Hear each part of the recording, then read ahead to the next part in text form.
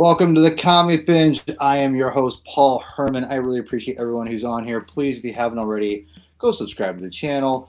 Go like the video, all that jazz. I'm just super, super excited to talk about Across the Spider-Verse today with my good buddy Rob. And I got to tell you that this has been after watching the movie, one of the few people I really wanted to kind of pick their brains on was Rob himself, which I can't really bring him on. But again, thank you so much for everyone for coming on and for joining us. We're going to have a great hour here of talking about Across the Spider-Verse. And without further ado, I'm going to bring on the Rob man himself. Rob, how are we doing today, sir? Hey, what's up, buddy? Okay, quick story. I was doing the MCU Fan Show podcast yesterday, and I was pimping the show, and I was going to have you on, and I went to go say your last name, and I totally forgot your last name, and I felt very embarrassed. Sketchcraft. Just say Sketchcraft. I've saved you the trouble. I don't know why I didn't. I don't know why I didn't. Just say Sketchcraft. It's just easier. Sketchcraft. You know? Listen, I just want you to know, I super appreciate you coming on, and because one of the things, as we do our show on the Point One for your show. I'm not sure what you can even call that. You just call it like this comic analyzing. Like, what do you call that? Sketchcraft, comics and books. Yeah. There you go. Okay. Well, because on my YouTube channel, it's like mostly me streaming and stuff, Mm-hmm. So I just made that little subsection, comics and books, where we talk about comics and books. Exactly. So anyway, I've been loving doing that show with you, and because I think it's a great education for people who love comic books or are just getting into comics or whatever part of your journey for comic books is. But I also love for myself, and this is no BS. I tell Rob this often on in the air that I get educated by Rob because he's knowledge of comic books. He's a great artist, is there, and I love picking his brain. So after watching Across the Spider-Verse, I'm like, man, I gotta get Rob on a show in some way and be like, yo, dude, I want people to hear you because I can already know you're gonna have a lot to say about this in a good and probably good, mostly good fashion. But last thing again, just remind people, please go subscribe today because it only makes spider sense. Do you recognize this, Rob? Do you remember this at all? This little ad in the comics? That ad in the comics? Yeah, man. No, I gotta tell you, I didn't read a ton of Marvel comics unless Todd McFarlane, Eric Larson, Jim Lee were drawing them. Okay, this is post Image era. So yeah, so I'm out. I'm out at this point. I didn't come back to Marvel a bit until I want to say around 2001 when. So I like Marvel Knights, like at least the Quesada stuff. Quesada, right? yeah. I was there for that. Word. Through the Echo run and all that. Through David Mack then, huh? Yeah. Well, it was David Mack and Quesada had some of his art on there as well. It was weird. It was a weird, kind of an amalgam of those things or whatever. Right.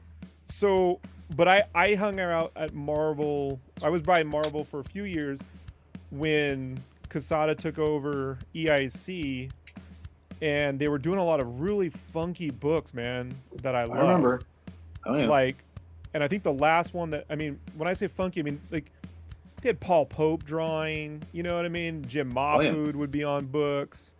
That's when they had Mike Kunkel come in and do some X-Men pages. Mike Kunkel from Hero Bear, comes in and does some stuff. I love that stuff. I mean, I was all the way through Kyle Baker's Captain America, Isaiah Bradley story, right? Red, Black, and Truth or whatever. And you're gonna hate me. I love the story. I just didn't. The art was really hard for me. You're out your mind. Kyle Baker is one of the greatest cartoonists that ever. I'm sorry. Hey, listen. I'm just saying. Stuff is brilliant, But you people took over, Paul. You people. What do you say? You people. What are you saying? Me. What did I do? You people that loved the Ultimates but wanted something less violent. Well, hold on. Don't lump me with those people. That realistic, proportioned, on model. Okay. Less artist identity, more brand identity. Hold on a second. Yeah. Hold on. I like Pachaco. I like Pachaco is not. He's a realistic artist. Wait, hold on. I'm thinking. Okay, hold on. I always think it's the other guy. I always get Pachaco and Bachala, whatever. The guy who did with Joe Kelly. the Spider-Man stuff, but the Ed lizard story. McGuinness. Not Ed McGuinness. He's more yeah. That's a good cartoonist. Of I course like you Ed don't like Ed McGuinness too. McGuinness. You like the realistic guy. I know. Whatever. Like your David Whatever. Finch. Just stop. Right? Just stop that. Just Right? stop this. Just Yeah. stop this. Yeah. You I like like your what I Steve like. That's all I gotta say. McNibbins. Yes. I think like, the stories yes. there, the art was just it took me out of it. It just took me out of You're it. out your mind. So So anyway, when they go to the Civil War storyline and everything's really like gritty, it felt like realistic and it just wasn't interesting to me anymore. I was out. Hey, listen, like as a musician, I can understand and appreciate like where I like he's maybe that artist is an artist, if you will, and maybe that's where it comes down to. It wasn't all the time. I felt there was just sometimes it took me out of it. Not all the time. I'll explain to you what it is for me. There's no emotion. So I like the artwork to express a level of emotion. Okay.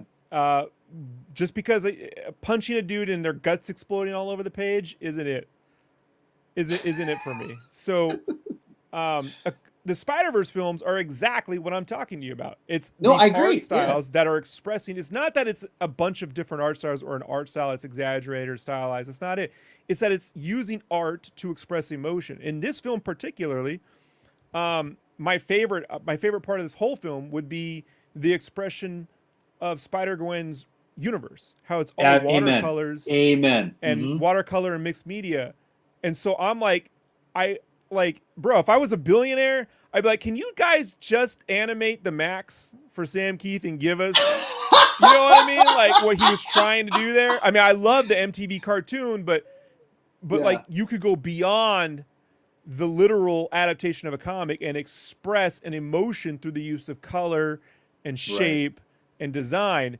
And all of that goes away out of Marvel Comics after 2005. Like that's gone. It's out. Listen. There's an argument. There's an argument to be made that you're absolutely 100% right, and I don't. The beginning of the end was Wolverine Origin, where they completely ruined Wolverine horribly. Okay. Horribly. All right. Horribly ruined Wolverine. It's funny you mentioned Origins. The Javi Trujillo, I always say VV, but it's El Corazon himself, who I've nicknamed. We literally brought up Wolverine Origins today, and I said I did not like that. It took me a while to get really behind that story. I don't love the story. Sabretooth should have been the bad guy. Yeah, Sabretooth was not his brother or some bullshit. It was his dad, dude. It's always been that way. It's always alluded that way. That story is ridiculous, where he's a little kid. But Dog was never his. But that wasn't Sabretooth. Yeah. I never took that as Sabretooth. Yeah. I mean, but that's what they're implying, you know. See, like, you can create all the head canon. Here's my head canon. I don't fucking care. Like I'm not reading it. You know what I mean? In the bin. I love Richard Eisenov's colors. You know, and Quesada was still drawing at some of his best stuff in there, but I could give two shits less for that story. And that's when I'm out. Do you like Kubert? Do you like Adam Kubert? I love Adam Kubert's art. That?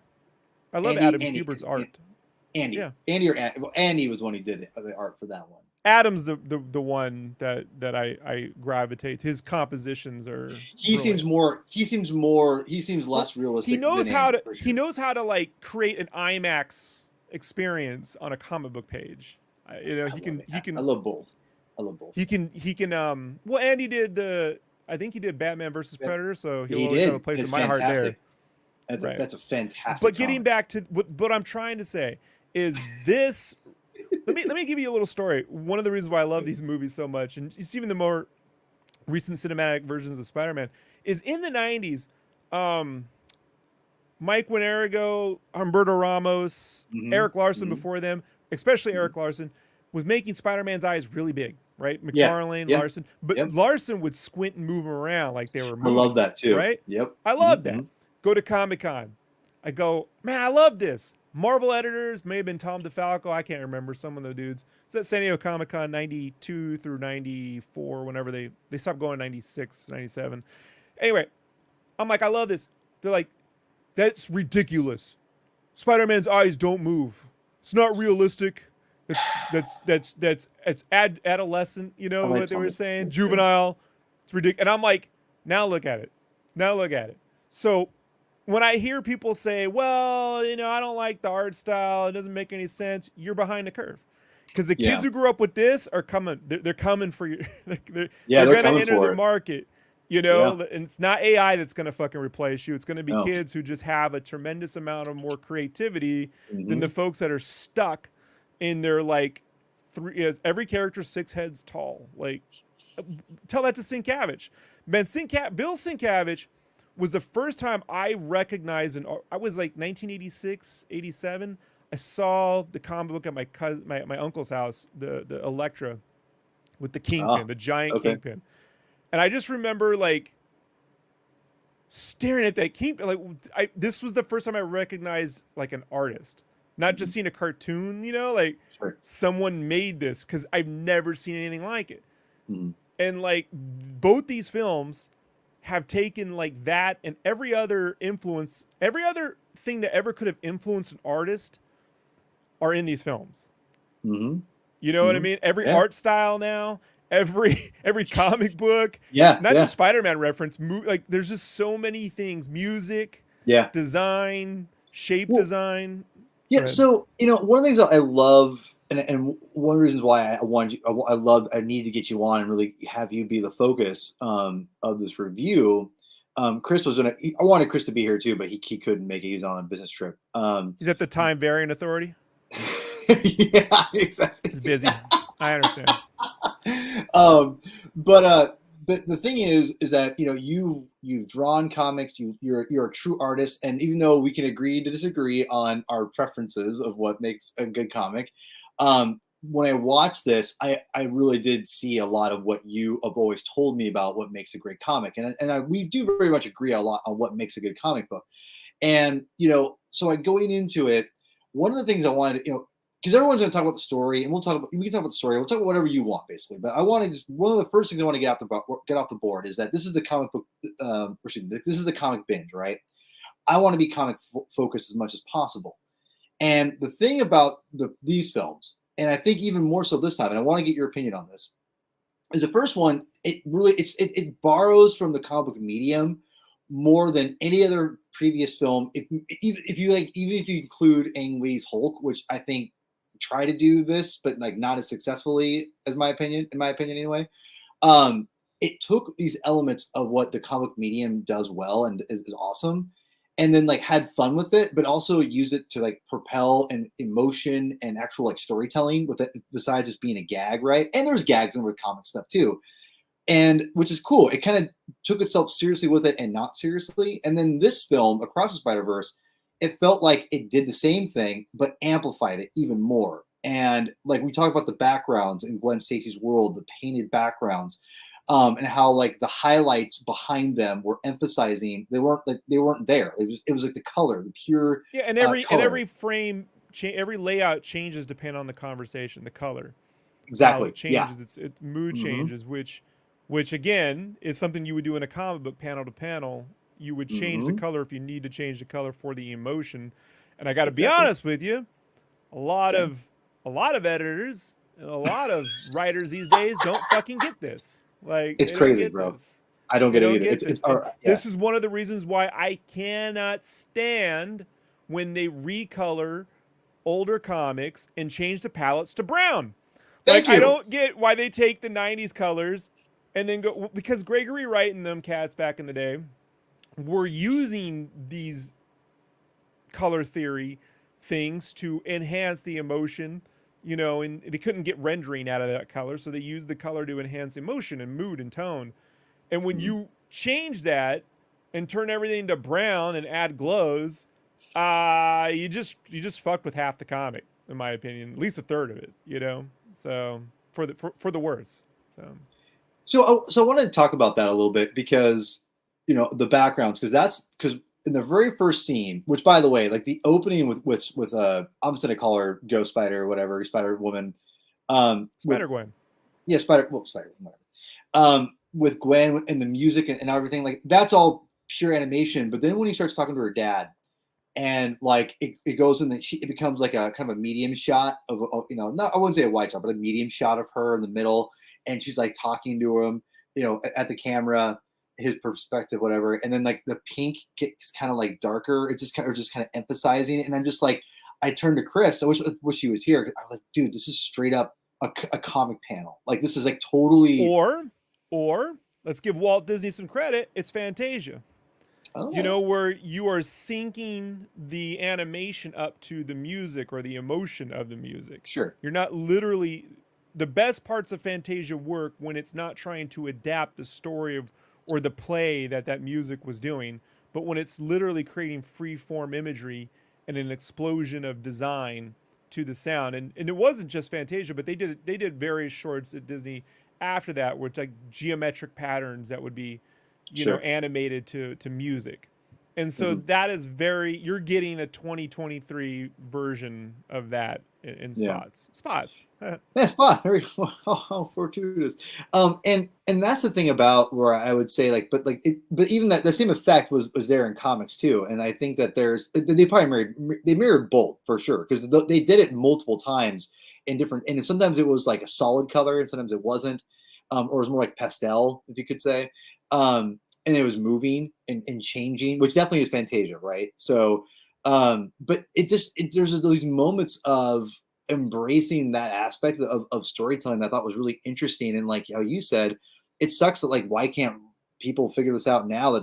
That's a strength in my opinion Oh, for comic books. oh, they can, but it's the artists who figure it out. The bean Yeah. counters, the producers, the marketing people, the art directors who generally aren't artists, by the way. It should never be called. They're the people who direct the artists. The director of artists. It shouldn't be called art director. It should be called director of artists because very few art directors are actually artists. They're people that are good at managing artists. So they're the ones that create the mood boards and then dictate everything. Maybe they got an art history degree or they could do something once, but like very few of them have these answers. The artists have the answers, and they're the ones that are consistently told it's too much, it's too far, pull it back, it's whatever. It doesn't. It's too colorful. It doesn't make any sense. Color wouldn't exist like that in the real world. To which I go, depends if you're ask colorblind people what the color looks like in their world. Like like color's an illusion, man. It's just the way our brains are interpreting, wavelengths and stuff. So Right. Right. like this is like that poster right there, you got a character that's dealing with primary colors, Hmm. like he has no secondary color schemes. There's no secondary emotion. There's no, on a color wheel, there's no oranges, greens, or purples with that guy. But you go to Right. Gwen's world and it's all secondary colors, Yeah. right? Hmm. Like Yeah. that's I got it right here. intentional. This is intent. See, purple. Like this is entirely intentional, and it really reminds me. I wasn't there to see it. I'm not old enough, but I had a friend who passed away about a year and a half ago who was old Sorry. enough when Steranko took over Nick Fury Oh and yeah. Oh was yeah, just dude. doing the craziest shit, with Nick Mhm. Fury. Now, I'm not a fan of his politics, but that book is a visual masterpiece. Masterpiece. Yeah, You it know what is. I mean? It's a master, Yeah. and it blew people's fucking minds. And I think like some college things said that it created like seven different art styles in it. And I'm sure it angered the shit out of if it was Stanley or whoever else was running the editor's desk in there, like, why are you Well, doing Stan this? Da Lee, da da da da. he Like asked him like to come on. Like to Stan's credit, he recognized the genius of Steranko and said, "You can have whatever title you want." And Steranko picked Nick Fury because it was the lowest selling. right, but they said the same thing probably to Wally Wood, and then you start doing things, and the Yeah, that's problem fair. when you start doing things on books like that are very specific to what you would do, is Mhm. that they can't just like replace you with another artist, and they can't just do that. Right, You know what I right. mean? Like Mhm. some artist gotta go. I gotta draw a maze now in the background. Like what am I? Oh, like You draw me. you You're right imagine though, right? you imagine handing this movie off. No offense to the DC direct-to-video animated films, but could you imagine handing this off to the Warner Brothers animation group, like Oh to do this? god. Like the guys who did the cats who did the Batman Turtles thing, like the Did you least like that? interesting designs of both Batman and the Turtles that have ever existed. No, they're for you lore freaks who like go, I love the story, it's really good. It's the least interesting animation art design since the Oh my Hanna-Barbera god. stuff. You just can't see No. it. you're so entangled in it you can't see it. It's boring. It's like what I love it. my dad must have seen when he looked at the GI Joe cartoons I was watching when I was a kid. Like, shit's boring, kid. Now my dad did recognize that Transformers look cool, but it was harder with the other stuff. Like, forget GI Joe. Let's get into like when you get to GoBots, you're in trouble, Oh right? hell Like yeah, you get dude! your GoBots. shirt Don't tails don't, and don't shit even like front that. on GoBots, Rob. Come on now. It's But what I'm GoBots. saying is, like, you can't just replace this crew. Like, if Sony Animation Studios was Yeah. like, we want to cut 30% of the workforce on these films to save a buck, you're not gonna be able to do it. Yeah. Like, I No, mean, you you're not. can. It's just you're gonna see the difference. Okay, so let's talk about this now. Your like so granted, like you when you saw, did you see Into the Spider Verse in the theater, or were you kind of I afterwards? opening night. Here's what I do, man. I live out near Boise. Hmm. We got this movie theater chain called Real Lux. There's one in California, one theater in California. Mostly they're out here in like Boise or Idaho and stuff. Interesting. They're a Okay. 4K. They're a all digital 4K theater. What And what I in love about it, Boise? man, It's yeah, I crazy. know, right, bro? There's stuff out here, and so what I love about it though is the fucking movie start when it says 250. They play maybe one trailer and the movie starts. I'm so jealous. Damn. So, I love this theater, man. And they make and a viewing in the middle of the day, $9. Nice. So I go in.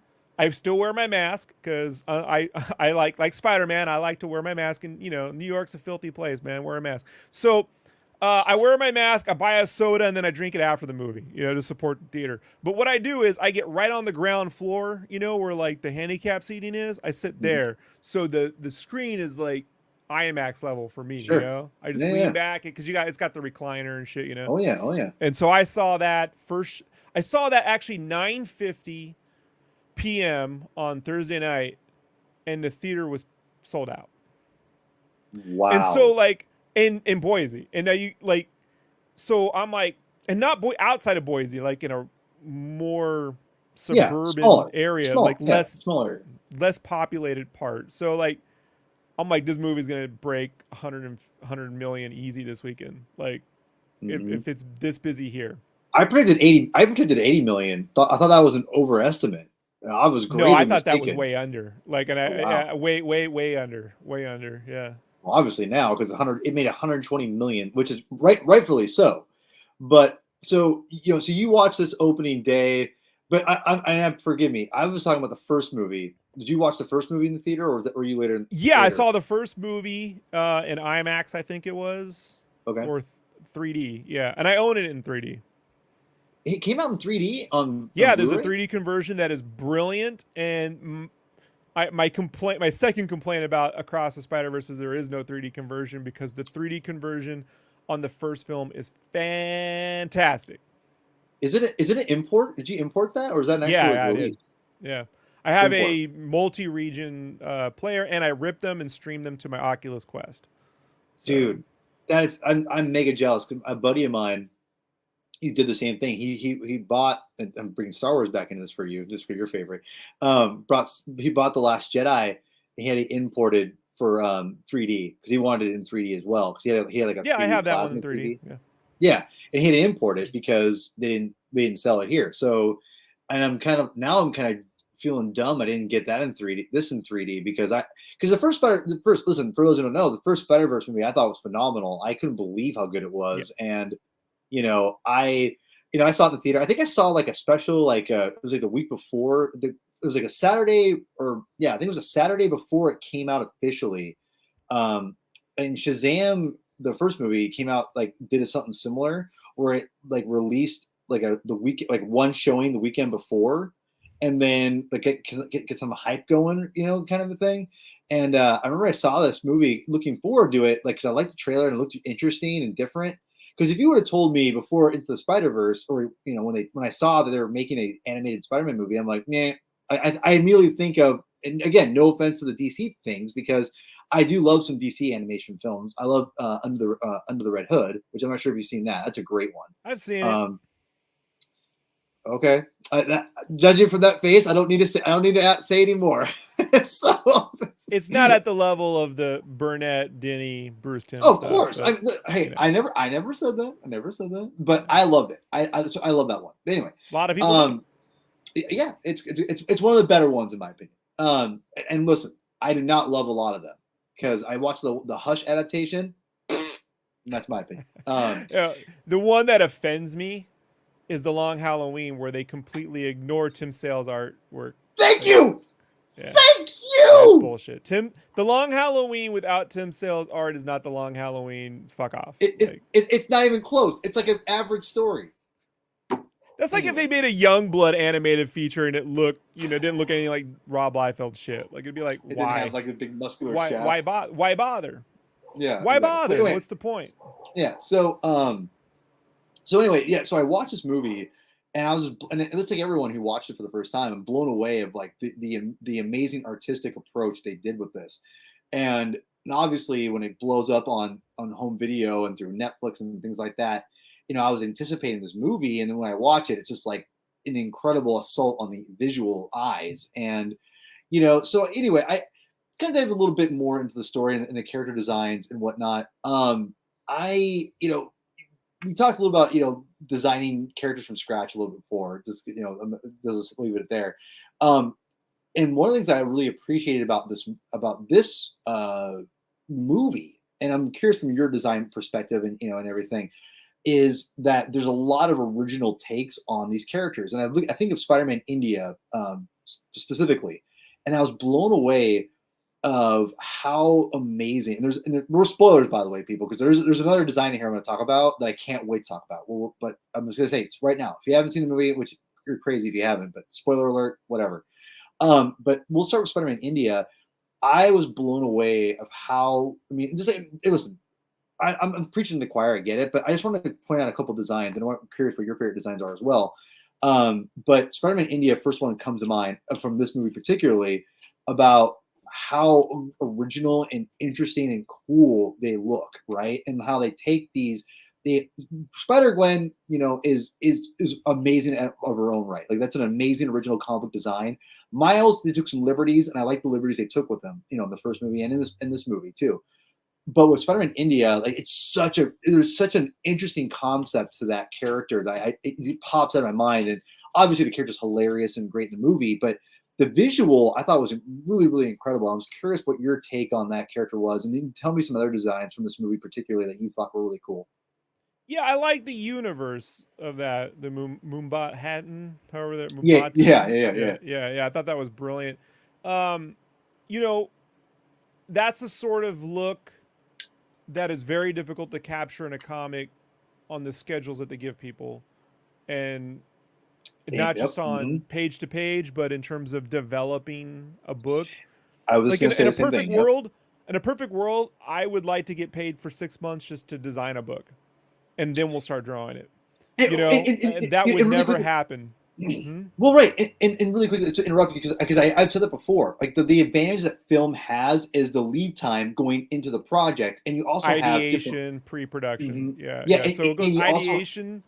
Mhm. Ideation is before pre-production. They'll call it pre-production, but it isn't. It's like before pre-production. It's when Sure. you're trying to like sell the idea to get the project done. And there's usually like a core group of people that they'll work with, you know? And like you'll create crazy concepts, visual concepts that sell the idea to the suits that get you into pre-production. So you Yeah. got an And, ideation phase, which can last anywhere from like 6 months to a year, depending on a project, you know? right. Yeah. And yeah, and I've said it before that like if you look at it, like that's the kind of the problem with comics and Star Wars, right? I think we've talked about it before, maybe on making Star Wars, or I'm not sure, but I've said it before in one Star Wars podcast or another I've done, of the 50 I've done in the last like month. I've said that the advantage that like the films have over the comic books is those comic book people don't have the time to develop the design, so they have to be like get it out there. And whereas film was like, let's just take, they have multiple artists contributing, to something, and then they can cherry pick, and then things look more unique. And I have no idea if this is the way with Spider-Man India, but It's not just the time, the mindset behind it doesn't value retaining anything the artists do at mm, this point. Okay. So if an artist created a look to an entire, like, let's say you got someone doing the Frank Miller Dark Knight Returns look, and some artist came in and designed a whole Gotham that looked like the Batman animated series, red skies, Art Deco buildings, totally unique, right? Right. They have no interest in maintaining that. They're going to be like, well, that's just how that dude drew, and maybe the book isn't supposed to look like that. We're going to bring it back to blah blah blah blah blah. There's Right. always like, there's always a I won't say house style, but a house thought or a house design theology, whatever you want to call it, that Sure. that doesn't appreciate or respect or even remotely interested in that sort of thing. And to be frankly honest, man, like um, it requires more artistic ownership, which is Mhm. something these companies haven't valued since seven dudes left Marvel Comics. You know, I see what you're saying. No, and listen, and I just want to, to emphasize that. I just want to say I definitely agree that like there's a lot contributing to this as well. But I let me think give the you an lead example. time. Yeah, Let me go give ahead. you an example, right, of a wasted opportunity. Right. We were talking earlier about Marvel Knights Yeah. when Casada came on board, and recently on the Making Star Wars podcast, which I do semi daily, mostly daily, you know, like 3 to 5 times a week, depending on the amount of news we have. Mountain Dews. Uh, the Mountain conversation Dews. of the show Echo came up, right? And Oh mostly no. everyone there, what? Mostly I was everyone gonna. there, I was just saying Echo. I'm just waiting for someone well, to mostly talk. people fucking hate the show, right? They hate the Right. character, Right. the way it's Yeah. used. Yeah. And Sure. I'm like, yeah, I'm telling you, this wasn't a great execution of this character. But then I had to bring up pages from Daredevil issue 9 that Mhm. Joe Quesada drew that were colored by Richard Eisenhower with water. When they showed her experience, the way she perceived sound as watercolor, being splatted and color everywhere, and That's so children's cool. drawings. And it's this mixture of like, it's this mixture of like Sienkiewicz and like Sam Keith and like pro comic book illustration and David Mack stuff, right? All thrown into one. And I'm like, Hmm. this should have been the visual that you got in the show. You know, like someone who's Hmm. more artistic should have been trying to translate this into the show versus saying, oh, we have a Native American character who's deaf. Like that's, but it's how she Yeah. perceives the world. I believe when it comes to storytelling, my favorite kind of storytelling anywhere, any medium, is Hmm. when you get placed into the character's point of view. You experience the world as the character experiences it. Hmm. Then there's a level of transference. Then you become the Hmm. character, regardless of whether they're female, non-binary, kid, old Sure. person. Yeah. You become that person. You Yeah. experience it through them, and that comic did a great job with Echo that the show doesn't even get. You Well, know, but at the same time, the show hasn't even been. She's only been introduced in Hawkeye. So to be fair, they still could do what you're talking about. they won't. But They I won't. mean, and listen, They won't. I think you're not wrong. But let me add this too, really quick before we get too sidetracked.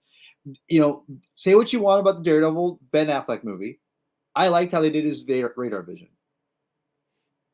There's some good look. There's some shots I in love that that movie. movie I love that movie. well, it opens up on Quesada's cover from Oh yeah, Daredevil, yeah. I where he's remember hugging the the cross. cross. So there's a lot of Hmm. imagery in that film, you It's great. know, that but the problem with that is it's you know, it's a hodgepodge of stuff. I felt like the director wanted to make a 70s thing and the visual effects artist wanted to make something that was closer to like the comic books and Blade 2 and anime.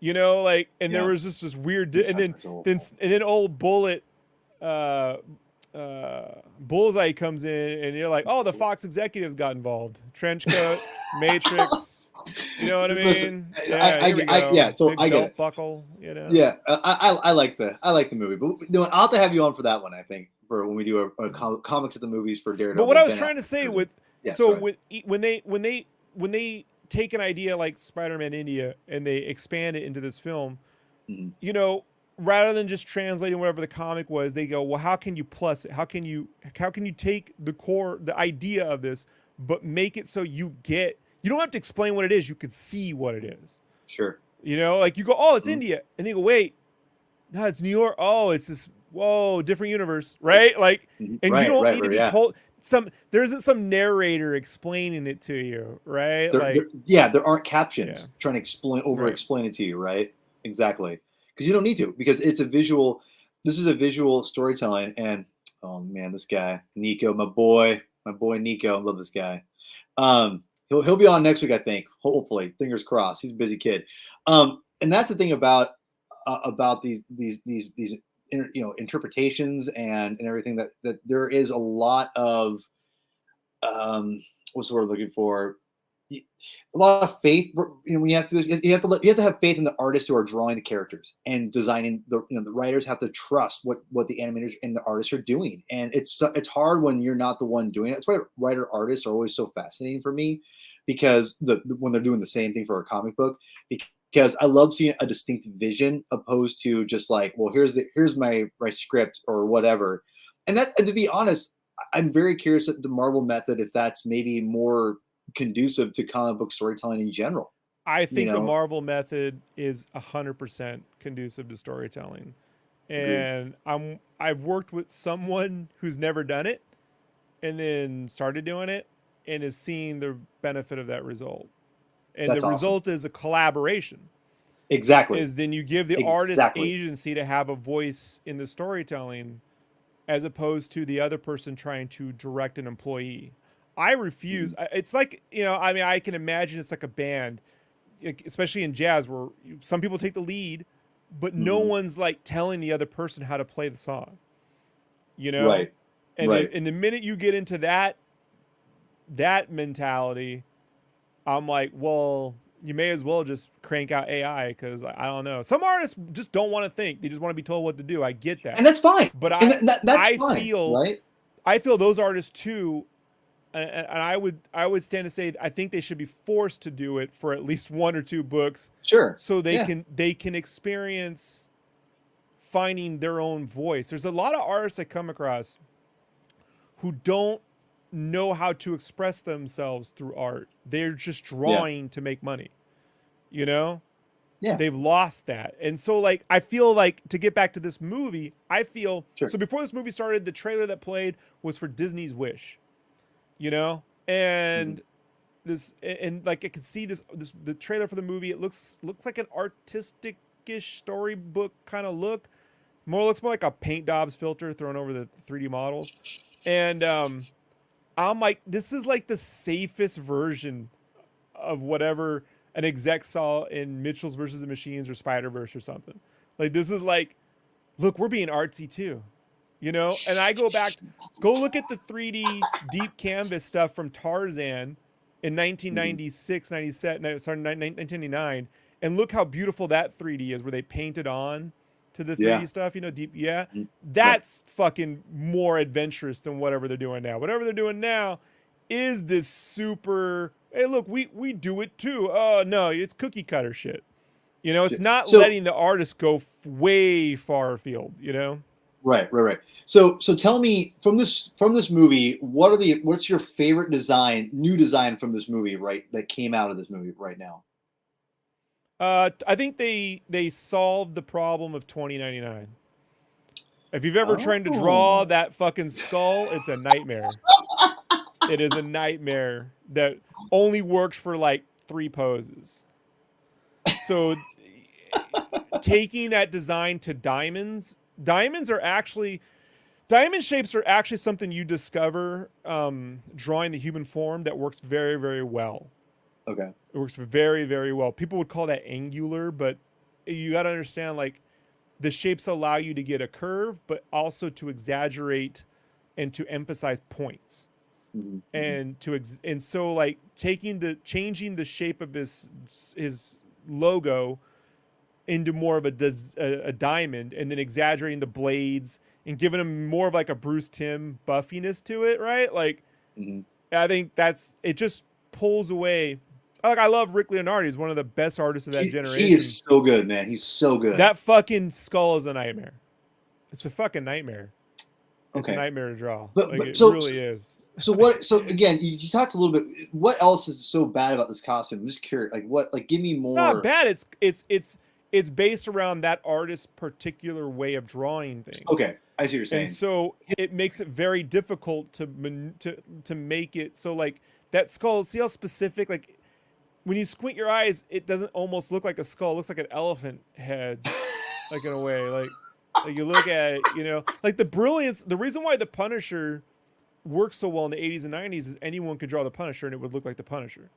That's fair. That Yeah. skull is brilliant. This is not, and how it like the sides of it connect to the shoulder blades is a real pain in the ass, like to make work every time. And then I love the mask thing, but the little like spider legs coming off the sides when it wraps around the head, it's a fucking pain panel to panel to make that work. And omitting that stuff, if you could see the front side of the new, see how they also added those like that's the older design. That's from the Spider-Verse design. That's the older one. It's not the one in the movie. Oh, it's not. Okay, But no, it's not. I'll find it. Here, I'll find it. Keep going. But extending his blades out really long in the back, so they're more like actual swords and shit. Like that's so fucking great because you get that web, the things that were on the side of his mask, but they're now like it looks like the opposite. Like his Shredder has those blades that stick out. Now these go around his elbow. So it almost feels like an extension of the logo that would be on his back, the way they sort of cut into his silhouette. Okay. Yeah. So I thought. Go ahead. So I thought that was really brilliant, and then I really just love the way they managed to get the whole '90s Scott Williams inking thing into Ben Reilly. Like, yeah. I was and the fact that he has shadows built into his costume, right? Like regardless of the light source, right? Like they're just in there, and it's brilliant. Yeah, but they pulled that off, man. And I'm like, if they made a fucking Wildcats animated movie, I'd want it to be like that. Like put the Scott Williams inking into the textures and stuff. Get that West Coast inking style in there because where everything's super reflective and metallic, because that's part of the charm. That's part of the charm, man. I thought this was great. Yeah. I'm trying to find a good picture of the newer here. I think I've got a good. This is decent. Of the 2009 mask. There's a lot of there was a lot of complaints about the characterization of Scarlet Spider. I think like. It's not the same character, but it couldn't be. Like you'd have to explain a story. So they did a caricature of the era. You know what I mean? Yeah, it's perfect. I think it's perfect too. I liked it. I thought it was fine. Right. And listen, I've gone on record. The people I do podcasts for Spider-Man is a huge. Zach, the Spidey dude. He's the biggest Ben Reilly fan I've ever known, and we've had drag out arguments about the characterization of Ben Reilly. And I've said, listen, I like Ben Reilly. The problem is that he's Peter Parker light, essentially. And again, there's nothing wrong with that necessarily, but in this era, like you can't, it just doesn't work. And that's a whole different podcast, but I do like you bring up a great point that he's a representation of an era more than just the actual character, which is fine. Yeah, anyone who feels like they should have had to work everyone's story in perfectly, like I'm like, what time? The movie's almost 3 freaking hours. Like, what other time do you have? Like, it's really someone has to be simplified down. Quite frankly, the best part of Ben Reilly was his costume and his look, so stick to that. And then everything else is, you're having fun. A little bit at the expense of the era more than anything else. But as a fan of the 90s, I'm like, how can you not like to be honest, what? No, I was that's him squinting. That's him squinting. Yeah. But I mean, like, I'm trying to. But you see how they simplified, right? Like, well, absolutely. Yeah. So super effective. Think about this too. Like the lines on the side are gone, and it's a lot more general. Like it actually, to be honest, and I like the lines. So listen, I'm not talking SH. I like this costume a lot. It's one of the best parts of Spider-Man 2009 is his costume. But this, I would say, it does look more dynamic when you have it more red prominent on the costume. And I do like the exaggeration of the things on the side, like you're saying, because even in the action figure, it looks really cool and interesting, and he looks deadly with them. I'll find a different picture, and I'm sorry I wasn't more prepared than this, but yeah, I loved this interpretation of the character for sure. Um, any other character designs that you were gonna you were digging on?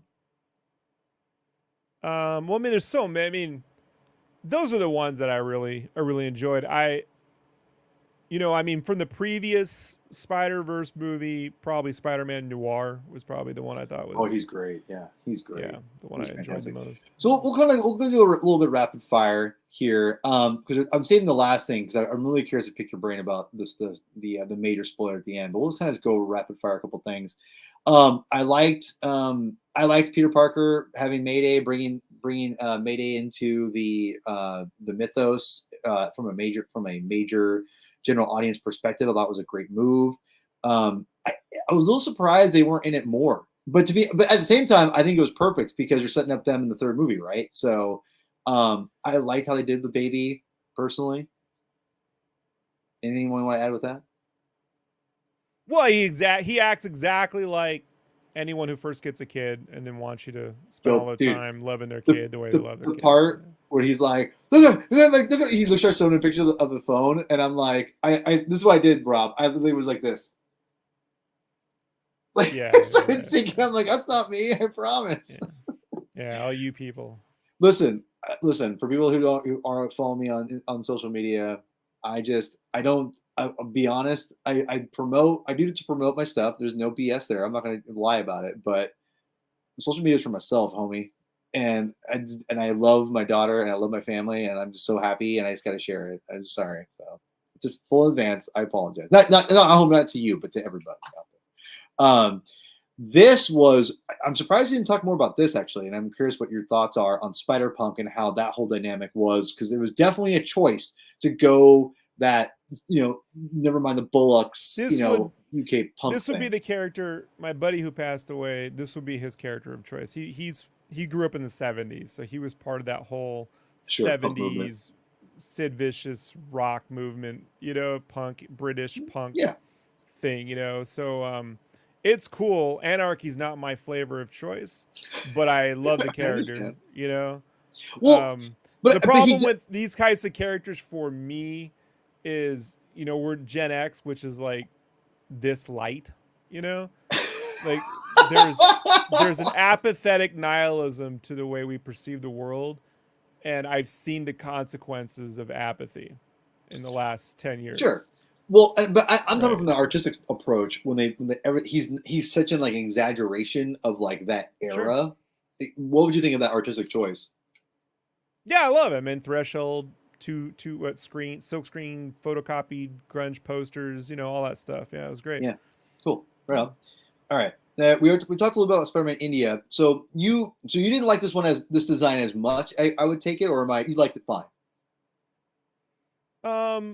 Yeah, I mean, it's fine. It's just the world I thought was brilliant. Better. The world itself than the character. Yeah. Had the world looked just like that, I would have been like, all right, he's a character. But the design of that city is so striking that I think it makes everything really stand out. That's a really good point. And I don't know why I saved this poster. But this was a fun little gag, but it was fine. It was whatever. Right. It was cute. It was cute. I'm not hating on it. We talked about this already. But you're right. I love how everything and these are very similar to the comics. I'm sure I don't think you've read the comics. I'm not sure they're fine, but they definitely have the same color scheme, I would say. And not completely watercolored, obviously, because that was incredible. Pastel, probably, right? But it was definitely pastels. Yeah, you're right, because of the costume, right? I mean, sure. We talked about. Yeah, go ahead. Sorry. Yeah. I thought that was the Ben Reilly model. So Ben Reilly, you know who this is based off of, right? The artist, Tom Lyle. The Tom Lyle stuff. Mm-hmm. Yeah. Mm-hmm. Yeah. I loved it was the only costume they came up with that era from Marvel, other than Age of Apocalypse, that I thought was genuinely brilliant. A hoodie with the spider spray painted on it. Genius. He wasn't spray painted. He was bought at a museum. Yeah, it should have been spray painted. As a kid, as a teenager, I was like, it's spray painted because that's what we did. We spray painted it on him. Like, it looks great. Like, he bought. For those who don't know, Ben Reilly went to was in a museum. Found they were selling a Spider-Man or a Spider hoodie for a museum. This. They overthought this. I just love just so I'm so dedicated. Right? Macchio, Ralph Macchio, not the Karate Kid, but I know, guy, I know what you're gonna say. I know what you're gonna say. It's they way over. A bunch of old dudes don't get it. Yeah, they didn't get it. Listen, we can agree to disagree on it. Look, I'm their age now, and I'm like, I still don't understand their thinking. Like, that's bunch fair. of fucking. This one was the most surprising to me. How much I liked it was Spider-Woman, Jess Drew. I loved this character. I wanted more of her. Listen, because I'm not the biggest Spider-Woman fan, like the original Spider-Woman, Jessica Drew. So I was like, whatever.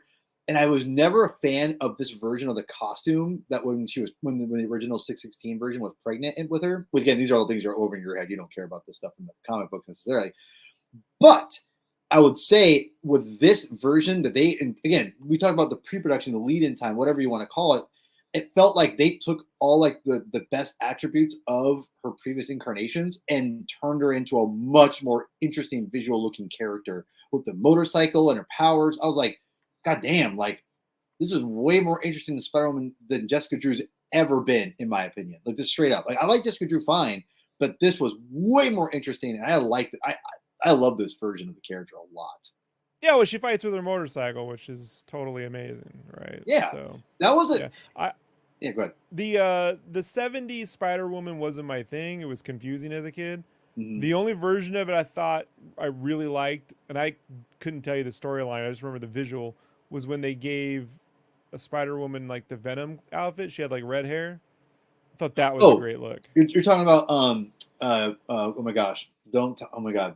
Julia Carpenter, she had first appeared in Secret Wars.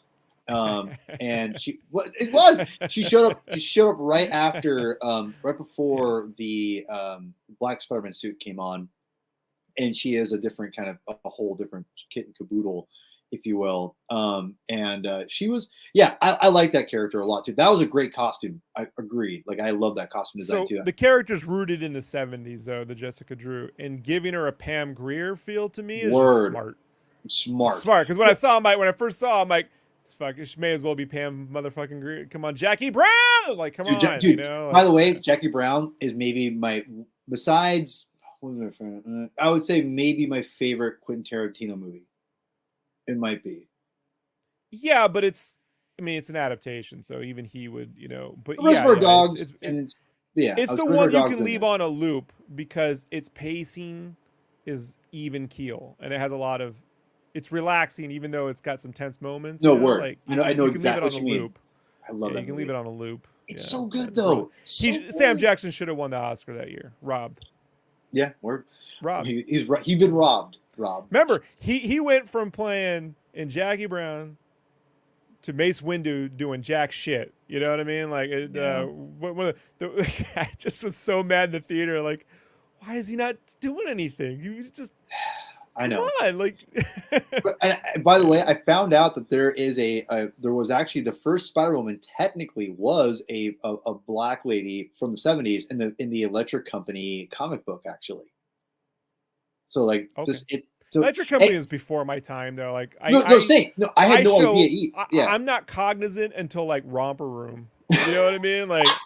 Obviously Sesame Street was around, but Romper Room and Sesame, that's the earliest I can remember. Electric Company's right before that. So, but the only reason why I bring it up is she did have an afro, kind of like this character as well. So I didn't know if that was a kind of a mirror, but I think the Pam Grier thing is more on the nose than what what you're saying. So I agree. But I honestly love this version of the character. I was surprised how much I liked it. I thought it was fine. Yeah, she's playing the Peter Parker to Gwen Stacy. Yeah, Gwen. Right? Yeah, right, exactly. So, and going into as we're wrapping up here closely, we've got Miles Morales. Obviously, the trajectory that they put this character on in this movie is just there's so. I mean, I went on for 2 hours with the MCU fan show talking about the themes and there's the meta-ness, my own word there, of this movie. that Miles brings with this, and there's so much. And Miles, this movie has proven, and I want to make this very clear. People, the Spider-Verse definitely propelled Miles to a whole different level of stardom and to the general audience that the comics can never do. But I remember and again, it sounds like you're not a biggest Bendis fan, from what I can tell. I So like Bendis's Tales from Hollywood and okay, his Sam and Twitch series okay, with Angel Medina. I yeah. love those two things. Yeah. Okay, listen, just bear with me. You're gonna roll your eyes. Just bear with me, okay? But I actually love the Sarah Pacelli and Bendis run they did together, and obviously Chris Sammy was on this as well. And I forgot the other artist's name that comes in. I thought was great too.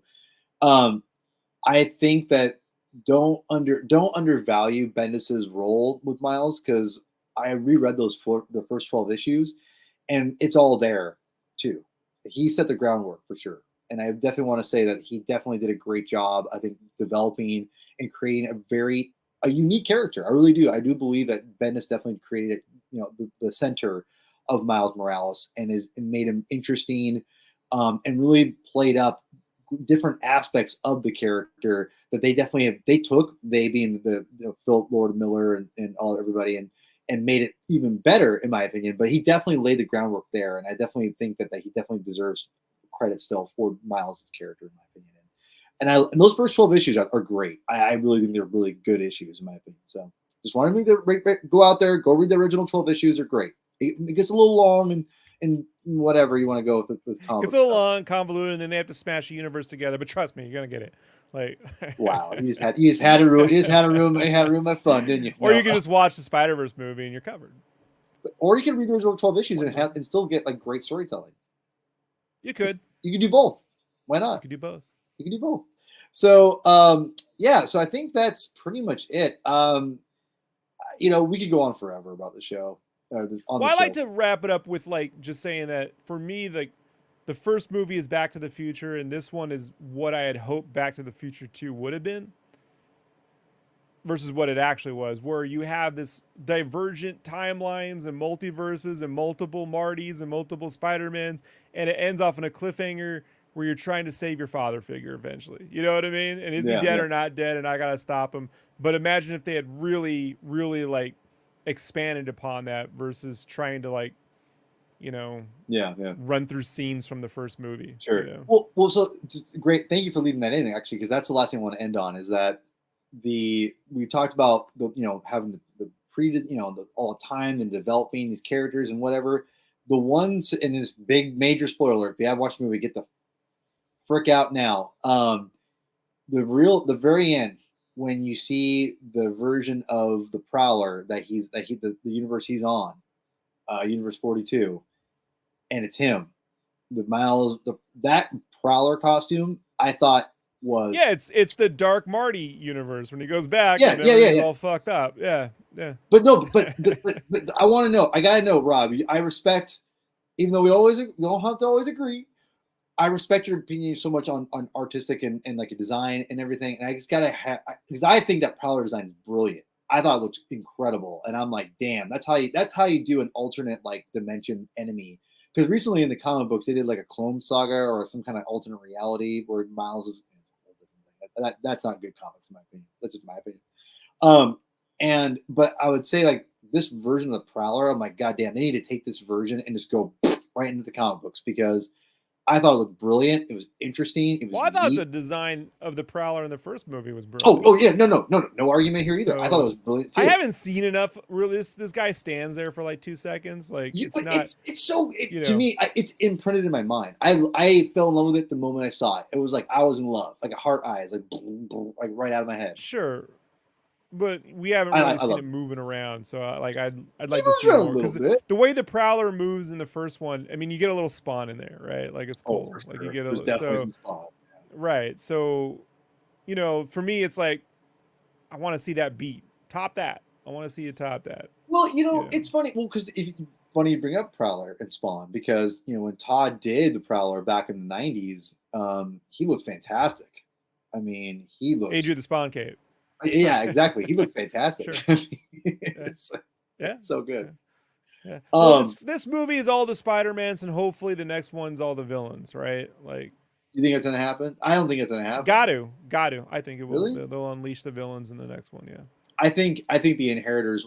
I think Spot will bring in the Inheritors because Morlun, or excuse me, Miguel, has that one scene. You're gonna have Doctor Octopuses and all sorts of crazy See, I don't think so. variants and all that. Yeah, we'll see. I don't think so because I think not going too heavy because the only reason why I don't think it's been happening because Miguel does the whole like Morbius vampire thing at one point and then it gets cut off, and I think the Inheritors are involved in my opinion.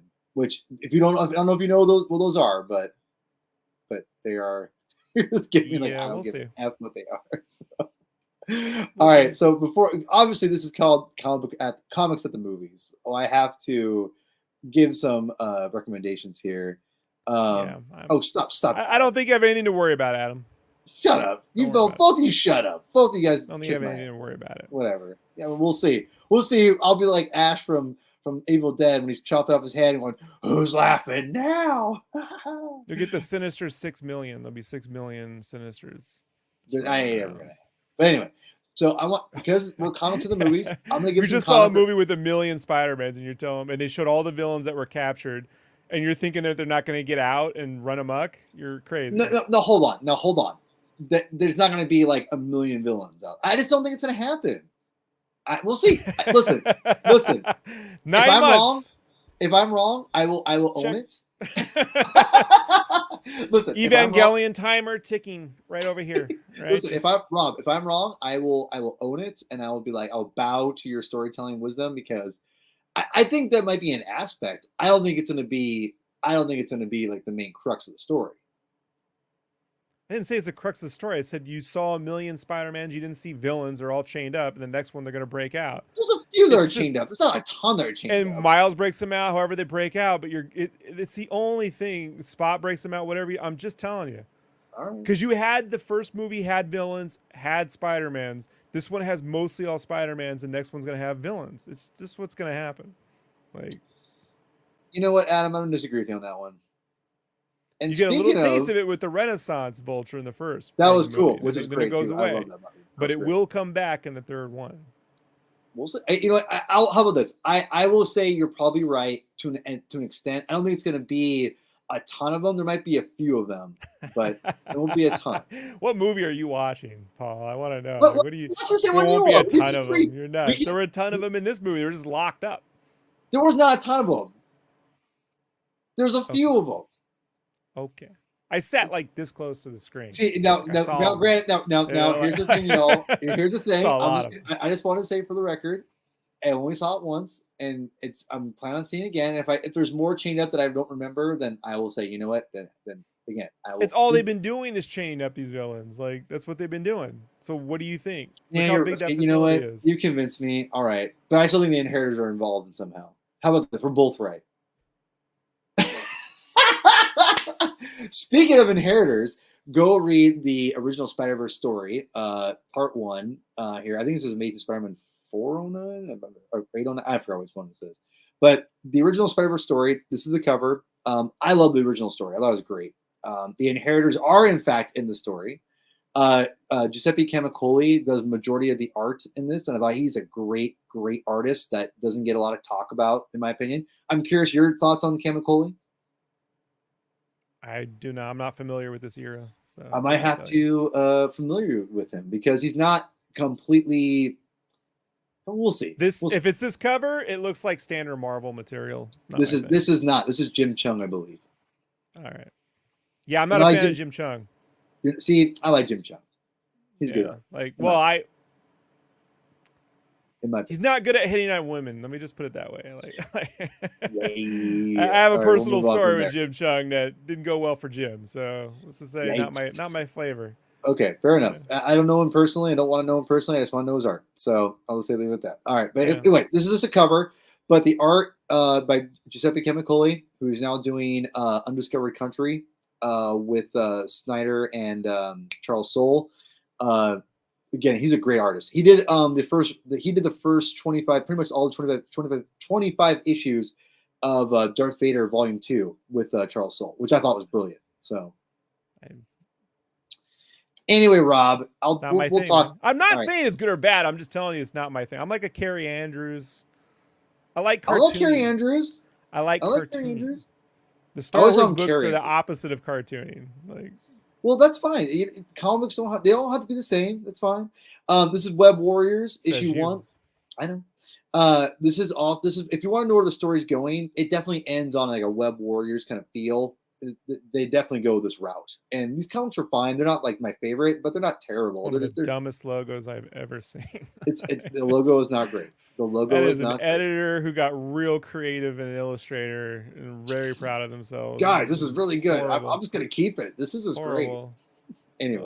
Anyway, another comic. You're killing me. It's like a Woolworths ad from the 80s, and you know what I mean? Like, oh, look at that, Weekend Warriors, Spider-Man. That's genius. You know, sir, you are just Mr. Negative with comic books, man. Jeez, with modern comics. They need to put the punk back in, the Spider Punk back in their design, man. I agree. This is the least interesting branding ever. Sorry. It's okay. Listen, and this is, again, you can hate on this all you want. Spider-Man series. This was the first time that Miles and Peter ever met, and this was a really good story, I thought. And I thought it was a great art by Sarah Pichelli. Just good, solid, fun storytelling. This is one of my more like favorite modern Spider-Man stories in a while. I'd say from the last like 20 years of like as far as like I think a really good one that kind of holds up in my opinion. And this was before obviously Miles was incorporated into the 616 universe, and the Ultimate Universe is still going on. Fun story they brought in. I didn't read Part 2, didn't hit with me. Didn't seem. I didn't like the premise of it. Just looked kind of different. I think this is definitely worth going and checking out, in my opinion, for a comic book. So, and I'd be remiss to just avoid the true artist who draws and understands comics better than I do. And I mean that. I'm not trying to BS. But any recommendations for you? I should have asked you to send it to me. I apologize. Legend of the Spider Clan. What's that for? Go read Legend of the Spider Clan. One of the first things Scotty Young ever drew. Covers by Carrie Andrews wrote it.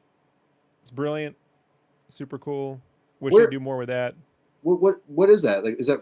So it's a miniseries, the alternate universe, like Bushido ninja, like Peter Parker with like the Venom is like a samurai clan, like ninja clan. Was this predates Spider-Verse? Oh yeah, this is 2001 or 2004, somewhere around there. I've never heard of this. Yeah, well, I'm not shocked. You know, sir, that was a low blow. That was a low. It's not your fault, dude. Marvel editors were complaining at the time that the books are too cartoony. Really? I heard them say, yeah. Okay. Yeah. Don't you draw like Scotty Young? It's all this graffiti style. That's what they called it in 2004 or 2005, graffiti style. And to be fair, from 2000. And now look at the movie we're watching. It's graffiti styles. And to be fair, to my defense, I was out of comics from about 96 to about 2004. Pretty much, I came back around Civil War was when I came back. So you came in when I bowed out. Like that's fair. That's fair. Right.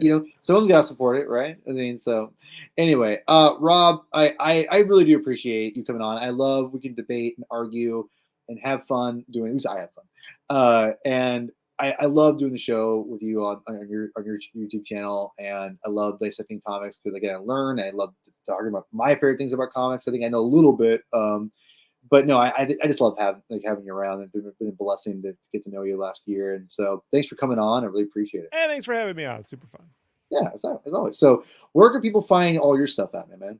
Sketchcraft. You just type Sketchcraft in, you find me. I made it real easy for everybody. It's very easy. You just type that one in, you get it. You get it all. You get it all. Yeah, you get it all. You get it. You almost sound like Arnold there for look it all or whatever. I can't say. You get it all. There you go. Right. Sometimes I typed in sketch crunch, and I like to do crunches. Yeah. I'm not the best Arnold impersonator. That's pretty good. I think it's pretty good. I think it's better than I can ever do. I can't do impersonation. Anyway, go again. If you're wondering how you get these comics I'm talking about, you can get them on Comixology. You can get them on Sure you can. Okay, Sure you and get them can. on Marvel Unlimited. I can't get into my own account half the time thanks to Comixology. Thank you, fair. Amazon. Yeah, that Amazon definitely did not help. But my favorite thing, you can have a Marvel Unlimited. Definitely read them on there. But my personal favorite is the Ryan Lauer exclusive. I always joke about it. He introduced me to his Hoopla. This is through the public library system. That's where I got mine from. You can get Hoopla on there. It is a brilliant thing. They have so much stuff, dude. It's crazy. And if comics are expensive for physical stuff, again, I don't no judgment here. I get it. I just bought a house. I get it. So, but Hoopla is probably your best app to get free comics the right way, we'll just say, and I think a great way to catch up and read whatever you want, because I love the comic books. It's great. So go check out Hoopla. And again, one more last thing, please go subscribe to the Comic Binge. I really appreciate it. Go like the video, and everyone, I really appreciate everyone dropping in and saying it. And yeah, we'll wrap it up here and say, what's it here? Let's see those guys. Yes. So anyway, because Chris isn't here, I'm going to say